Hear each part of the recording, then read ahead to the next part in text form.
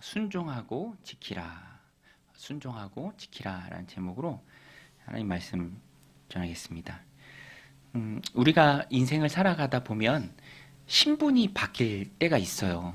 그러면 이전과는 다른 신분이 주어졌기 때문에 새롭게 주어진 그 신분대로 살아가야 할 책임이 우리에게 있는 것이죠. 신분이 달라졌는데 똑같이 행동한다면 거기서 오는 갈등이 있죠. 바뀌어진 신분대로 살아가야 한다라는 것입니다. 저도 결혼하니까 이제 이전에 살던 그런 생활 습관하고는 다르게 살아야죠. 부부가 갈등하지 않고 하나가 되기 위해서는 자기 주장을 내려놓고 또 이전과는 다른 모습으로 살아야 합니다. 저도 이제 결혼하고요.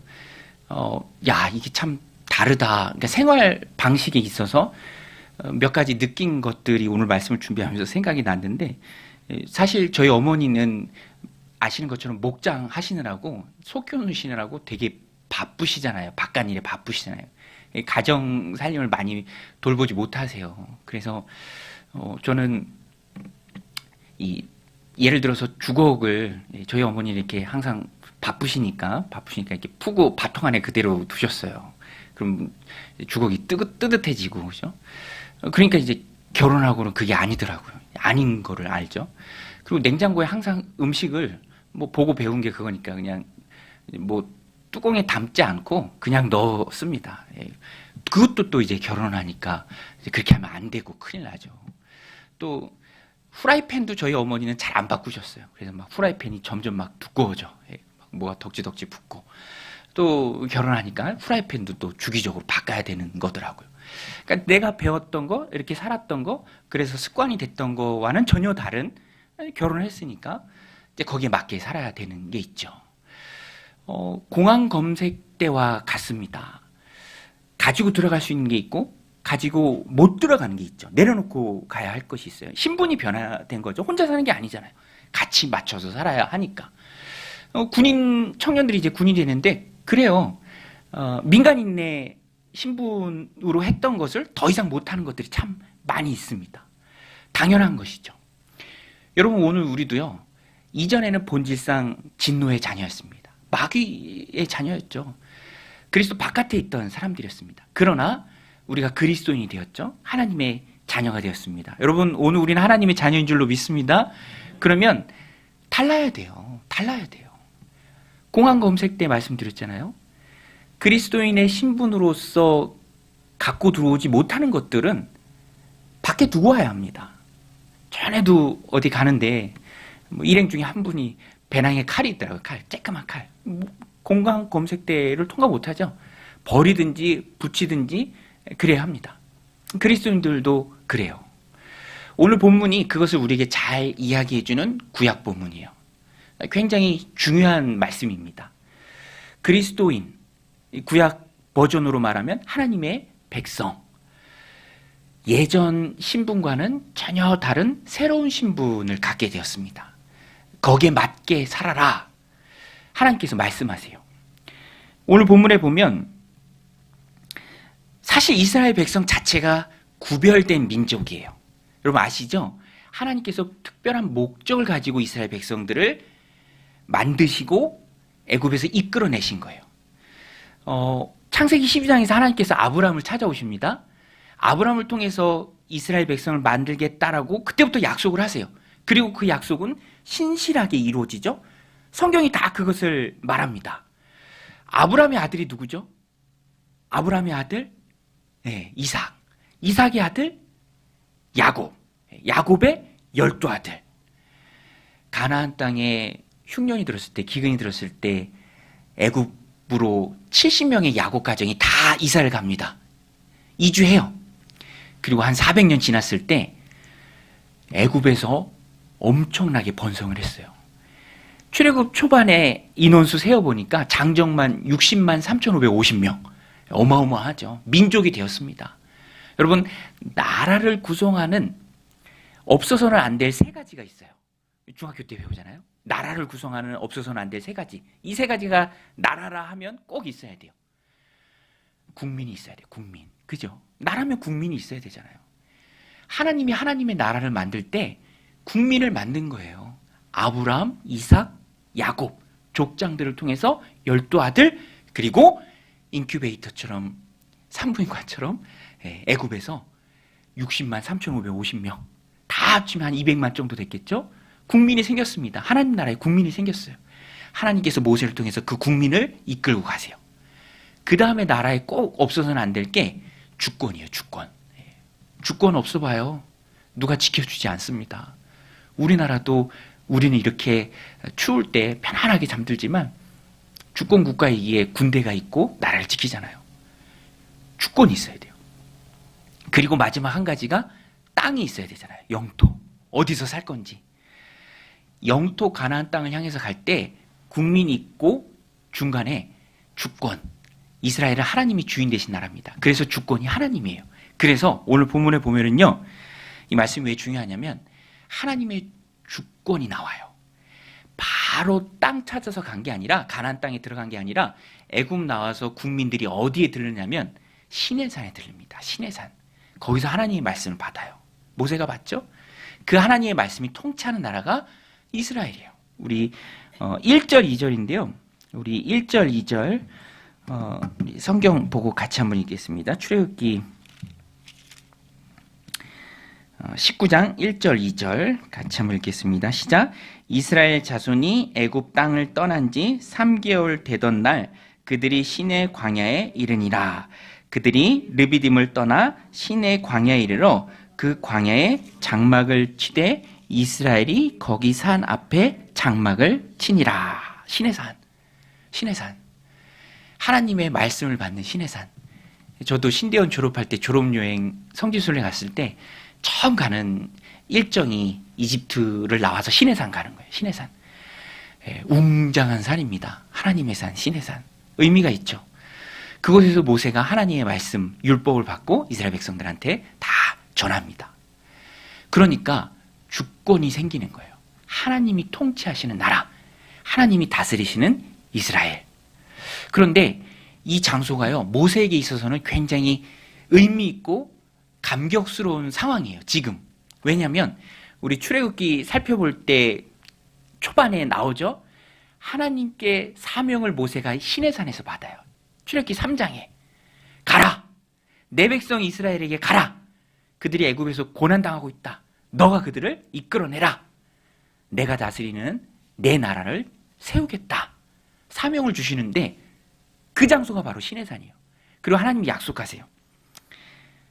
내가 여기서 너를 다시 만나겠다. 그때 너는 혼자가 아니라 이스라엘 백성들이 이끌고 나올 것이다. 창세기 3장, 출애굽기 3장 12절에 보면 하나님이 이르시되 내가 반드시 너와 함께 있으리라. 내가 그 백성을 애굽에서 인도하여 낸 후에 너희가 이 산에서 하나님을 섬기리니 이것이 내가 너희를 보낸 증거니라. 출애굽기 3장의 그 말씀이 신실하게 이루어져서 19장에 모세가 다시 시내산에 옵니다. 사명을 받은 그 산으로 혼자 오는 게 아니라 하나님이 약속하신 그대로 이스라엘 백성들을 이끌고 하나님 섬기는 그 장소에 다 도착하는 거예요. 여러분, 하나님이 이렇게 신실하게 이끄십니다. 약속을 지키세요. 오늘 우리도 하나님의 약속을 붙들면 됩니다. 하나님은 신실하시기에 약속한 바를 실행에 옮기시는 분이에요. 여러분, 하나님은 신실한 분인 줄로 믿습니다. 우린 신실하신 하나님의 약속을 붙들면 돼요. 모세 얼마나 감명 깊어요? 하나님이 약속하셨던 그것이 그대로 이루어졌습니다. 엊그제 이 목사님들 모임이 있었는데 지역 목사님들 모임에서 어떤 목사님이 그렇게 나눠요. 하나님이 꿈꾸는 교회, 하나님이 원하시는 그 교회를 해보려고 노력하고 이제 그 교회에 부임해서 이 올해가 10년째인데 9년 동안 노력은 했지만 그 목사님 고백이 그래요. 속이 항상 더부룩한 느낌. 조금 모자른데. 그런데 그제 그런 고백을 하시더라고요. 10년째 되는 그때 말씀 붙들고 열심히 뛰었더니 9년째까지는 더부룩한 느낌이었지만 10년이 되는 그때 정말 하나님이 은혜 부어주시고 또 시원케 하는 그런 일들을 요새 많이 경험하고 있다. 그러면서 이렇게 나누시는데 제가 그런 걸 느꼈습니다. 때는 하나님께 있는 것이고 우리는 약속 붙들고 신실하신 하나님 믿고 나아가면 하나님 원하시는 그때 어느 때인가 하나님께서 시원하게 하신다. 오늘 모세가 그것을 느낍니다. 출애굽기 3장의 약속이 이 19장에 와서 그대로 이루어지는 거예요. 그리고 시내산에서 하나님께서 이스라엘 백성들과 언약을 맺으세요. 그러면서 분명하게 그들을 이끌어낸 이유를 한 번 더 설명하십니다. 우리 19장 6절 말씀 6절 같이 한번 읽겠습니다. 시작. 너희가 내게 대하여 제사장 나라가 되며 거룩한 백성이 되리라. 너는 이 말을 이스라엘 자손에게 전할지니라. 출애굽기에서 가장 중요한 한 구절을 뽑으라면 이 구절이에요. 19장 6절. 너무너무 중요합니다. 출애굽기 19장 6절. 하나님께서 이스라엘 백성들을 만드시고 애굽에서 고난당할 때 그들을 이끌어내신 이유가 무엇인지 한 번 더 확실하게 말씀해 주시는 거예요. 우리 19절 6절 말씀 한 번 더 같이 읽겠습니다. 시작. 너희가 내게 대하여 제사장 나라가 되며 거룩한 백성이 되리라. 너는 이 말을 이스라엘 자손에게 전할지니라. 여러분, 하나님께서 이스라엘 백성들을 만드시고 애굽에서 번성케 하시고 국민이 되게 하시고 이끄신 이유가 뭡니까? 제사장 나라예요. 제사장 나라. 여러분, 제사장은요, 연결시켜주는 사람입니다. 하나님 손, 다른 사람들의 손, 연결시켜주는 역할을, 다리 같은 역할을 제사장이 감당해요. 그 제사장 나라가 바로 이스라엘이에요. 하나님의 분명한 목적이 있습니다. 거룩한 백성이 되게 하는 것. 그래서 열방, all nations, 모든 나라, 민족들, 제사장 나라인 이스라엘을 통해서 하나님을 알고 하나님께 돌아오고 하나님 함께 섬김에 복받게 하기 위해서 샘플로 이스라엘을 이끌어내신 거예요. 이게 참 중요해요. 아무것도 모르고 가나안 땅 들어가면 안 됩니다. 알고 들어가야 되잖아요. 여러분, 우리가 왜 삽니까? 무엇 때문에 하나님 주신 인생을 힘있게 살아가야 합니까? 우리가 제사장이에요. 우리가 제사장이죠. 너무너무 큰 특권이고요. 하나님은 이것에 강한 의지를 갖고 계세요. 그래서 사실 이스라엘 백성들이 가나안 땅에 들어가서 정신 못 차리잖아요. 막 바알 섬기고 아세라 섬기고. 너무너무 안타까우신 하나님이 강권적으로 선지자 한 명을 딱 뽑아서 제사장 나라 이스라엘이 감당 못하는 그 사명을 그에게 맡겨주세요. 그리고 그를 아수르의 수도인 니느웨로 보내십니다. 그 선지자가 누구죠? 그 선지자가 바로 요나잖아요. 요나. 근데 요나가 금방 가려고 합니까? 안 가려고 합니까? 안 가려고 하잖아요. 니느웨로 가야 되는데 배 타고 다시스로 다른 곳으로 막 가려고 하잖아요. 이스라엘 백성들의 모습이에요. 제사장 나라 삼았는데 거룩한 백성으로 다르게 살라고 만들고 끌어내고 광야 거쳐서 가나안 땅에 앉혀놨는데 그걸 제대로 못하고 있는 거예요. 하나님이 부르시고 선택하시고 그 가나안 땅에 살게 해주신 그 목적과는 전혀 반대되는 삶을 사는 거예요. 하나님이 두고 볼 수가 없어서 너무너무 안타까우셔서 안 되니까 강권적으로 선지자 한 명이라도 딱 떼서 보내시는데 그 선지자도 말을 안 들어요. 그 선지자도 말을 안 들어요. 유다 백성, 이스라엘 백성들의 모습을 요나가 잘 보여주고 있는 거죠. 반면에 하나님이 얼마만큼 그것을 원하시는가. 여러분, 하나님은요, 하나님의 말씀 꼭 붙들고 다르게 살아가는 그 한 사람을 간절히 찾고 원하십니다. 다르게 살아야 돼요. 우리는 제사장입니다. 제사장이에요. 다르게 살아야 될 그 책임과 의무가 있는 자들이에요. 여러분, 인생을 꽃 피운다는 것은요, 내가 제사장이 된다라는 거예요. 하나님을 보여줄 수 있는 사람이 된다라는 거예요. 전혀 엉뚱하게 살다가 세상 사람들이랑 그냥 같은 방향을 향해서 걷다가 그냥 하루하루 그냥 죽지 못해 사는 그런 말을 하는 그런 사람들처럼 똑같이 살다가 나를 향한 하나님의 계획을 알고 나를 불러주시고 예수님 믿게 하고 천국의 소망을 갖게 하신 그 하나님을 위해서 사는 그 삶을 살아내는 그 삶이 바로 꽃피운 삶이죠. 꽃다운 삶입니다. 하나님은 오늘 우리가 그러한 삶을 살아가기를 원하세요. 그런데 여러분, 우리가 그런 제사장 나라의 삶, 왕 같은 제사장의 삶을 살기 위해서는요, 필요한 게 있습니다. 우리 5절인데요. 5절 같이 한번 읽겠습니다. 5절 시작. 세계가 다 내게 속하였나니 너희가 내 말을 잘 듣고 내 언약을 지키면 너희는 모든 민족 중에서 내 소유가 되겠고. 이 말씀에 보면은 조건이 두 가지가 나옵니다. 첫 번째가 뭡니까? 세계가 다 내게 속하였나니 너희가 내 말을 잘 듣고. 그쵸? 그 다음에 내 언약을 지키면, 듣고 지키면. 여러분, 우리가 자녀들이 말을 잘 듣는다라고 했을 때 그냥 귀로 듣는 것을 의미하는 게 아니잖아요. 잘 듣는다라고 했을 때 뭘 의미합니까? 아, 저 사람이 참 내 말을 잘 들어줘. 우리 남편이, 우리 아내가, 우리 아이들이 내 말을 참 잘 들어. 귀로 듣는 것 이상의 의미잖아요. 듣는다라는 것은요, 순종을 말합니다. 순종. 그러니까 하나님의 말씀을 순종하고 그 다음에 언약을 지키면, 영어 성경에 보면요, 그래서 다 obey, 그 다음에 keep이라고 번역을 했습니다. obey, keep. 약속을 지키는 거예요. 약속을 가지고 있는 거예요. 그리고 하나님의 말씀을 obey, 순종하는 거예요. 이 조건 두 가지가 꼭 붙습니다. 우리가 구원받는 것은 은혜죠. 그 은혜 받은 자로서 우리가 하나님의 말씀을 순종해야 되고요.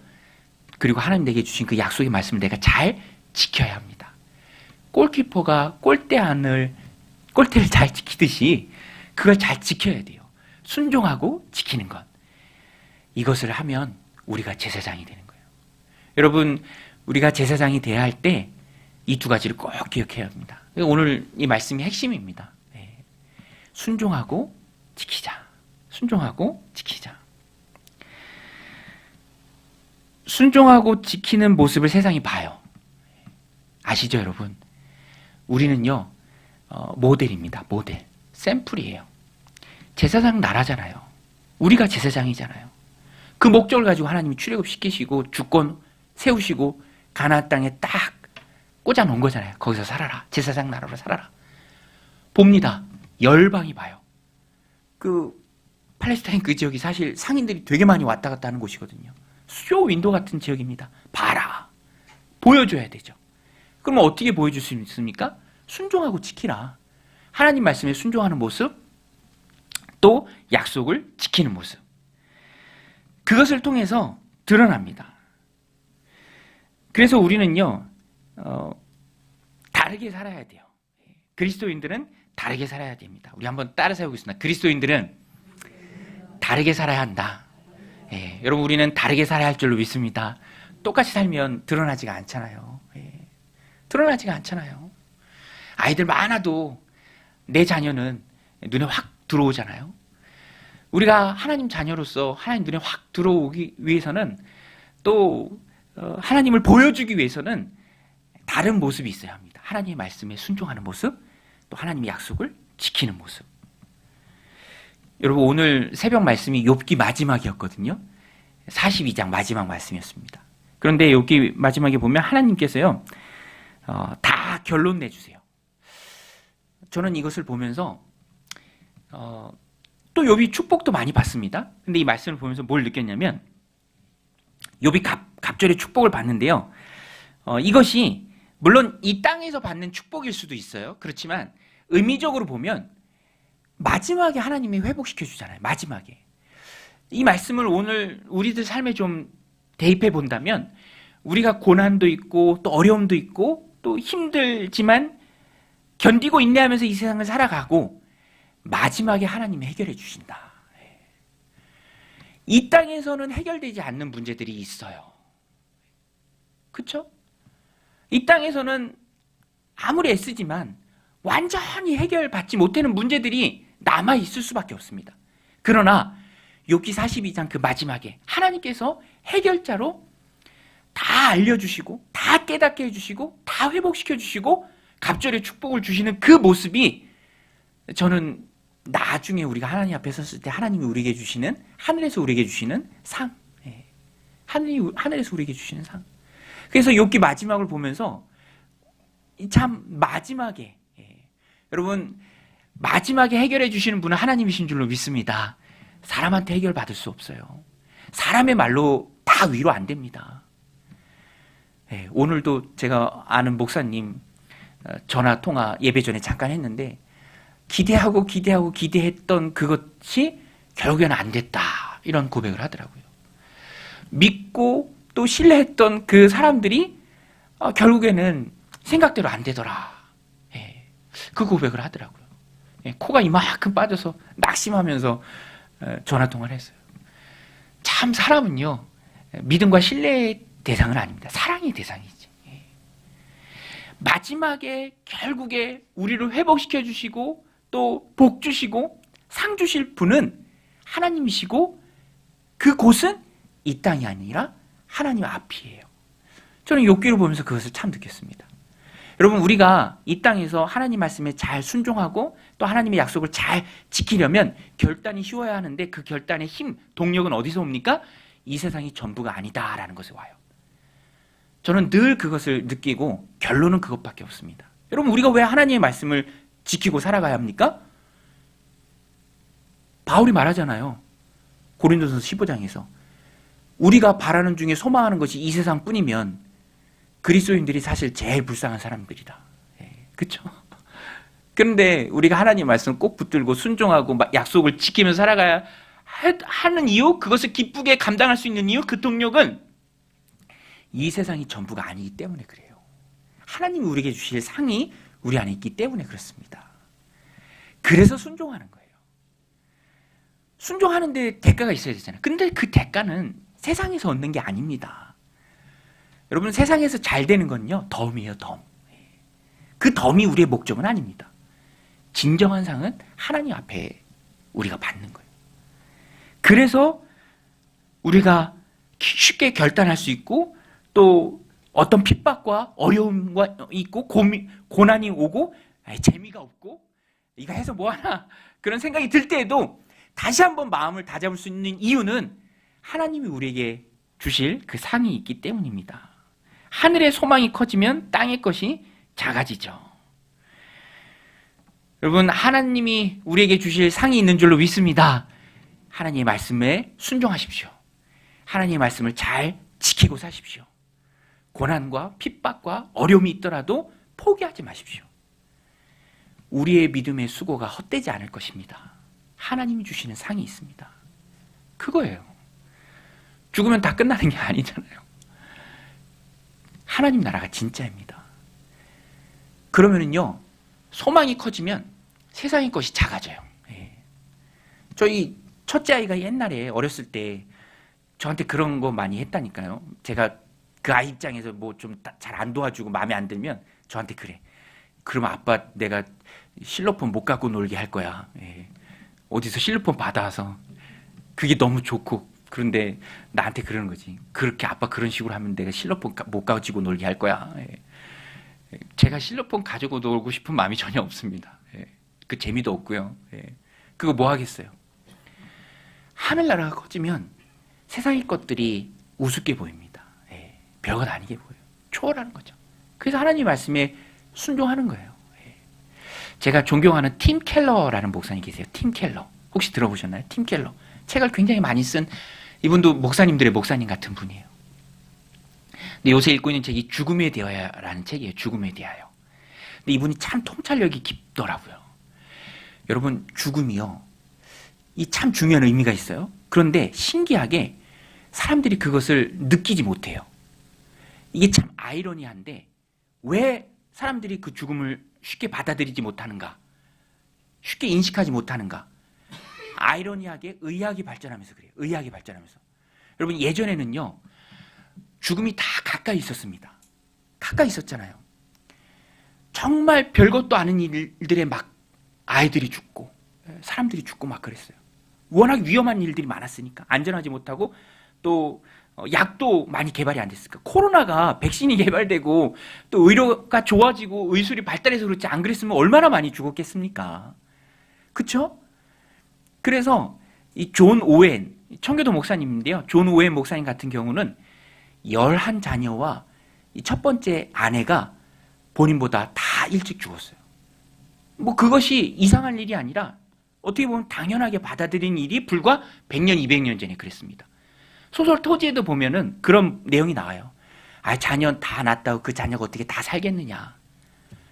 대부분 뭐 홍역이든지 뭐 되게 뭐 말을 타다가 떨어지든지 혹은 물에 빠지든지 굉장히 죽음이 가까웠습니다. 그러다 보니까 사람들이 죽음을 잘 인정해요.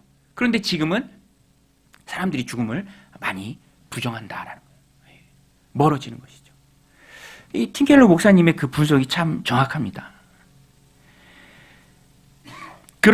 그래서 사람들이 가지고 있는 생각이 뭐냐면 은연중에 아니다라는 것을 알면서 머릿속은 알면서도 상응할의 태도는 이 땅이 영원할 것처럼 살아가는 거예요. 이 땅이 영원할 것처럼. 여러분 이 땅이 영원합니까? 아니에요. 이 죽음에 대하여 책을 쓰신 팀켈러 목사님도 올해 5월 달에 돌아가셨어요. 올해 5월 달에. 저는 되게 안타깝더라고요. 그렇지만 누구나 다 겪는 것이죠. 한 번 죽는 것은 사람에게 정하신 것입니다.